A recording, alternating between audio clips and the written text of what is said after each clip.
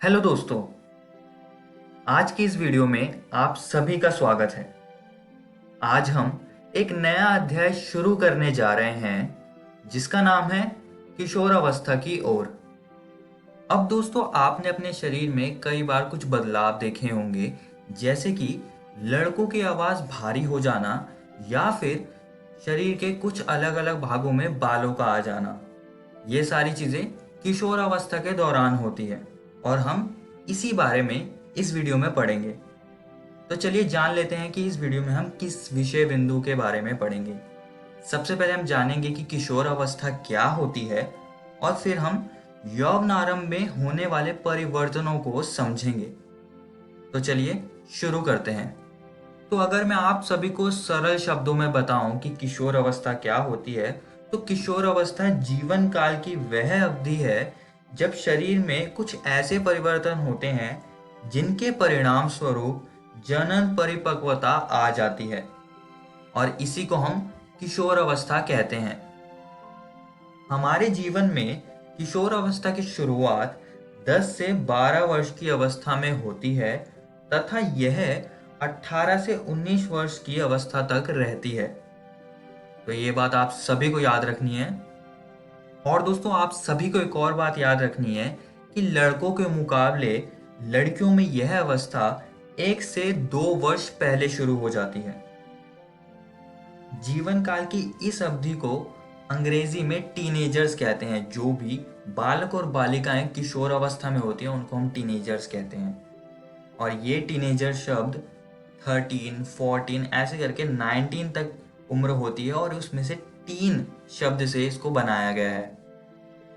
वैसे तो हमारे जीवन काल में जन्म से ही कई अवस्थाएं आती हैं, जैसे कि 5 वर्ष तक की अवस्था को हम कहते हैं शैशव अवस्था, 6 से 10 वर्ष की अवस्था को हम कहते हैं बाल्य अवस्था, 11 से 19 वर्ष की अवस्था को हम किशोर अवस्था कहते हैं, जिसके बारे में हम यहाँ पर पढ़ रहे हैं। और किशोर अवस्था के बाद आती है युवा अवस्था और प्रौढ़ अवस्था। अब दोस्तों, यौवन आरंभ में निम्न प्रकार के परिवर्तन होते हैं। उनमें सबसे पहला परिवर्तन है लंबाई में वृद्धि होना।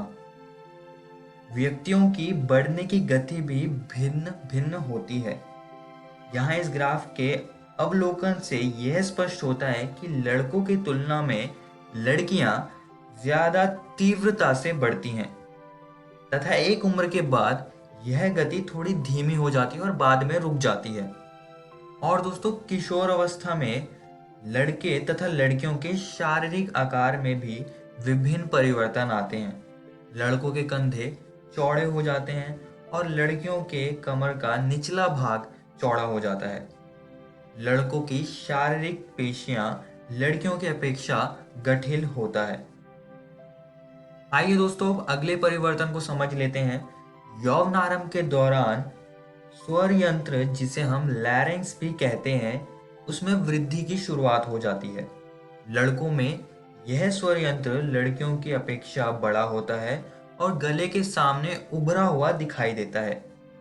इसे हम एडम्स एप्पल यानी कि कंठमणि कहते हैं।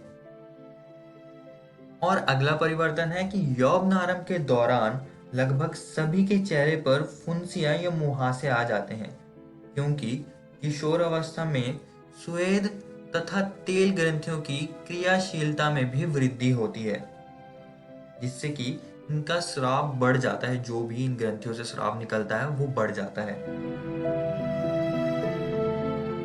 और दोस्तों, कुछ ग्रंथियां स्राव वाहिकाओं द्वारा स्रावित होती है तथा हार्मोन को सीधे रक्त प्रवाह में डाल देती है। इसलिए इन्हें हम नलिका विहीन ग्रंथियां कहते हैं।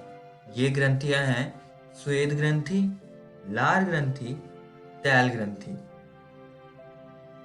इस अवस्था में बौद्धिक विकास भी होता है, सोचने के ढंग में परिवर्तन हो जाता है, कुछ भी सीखने की इच्छा सर्वाधिक होती है।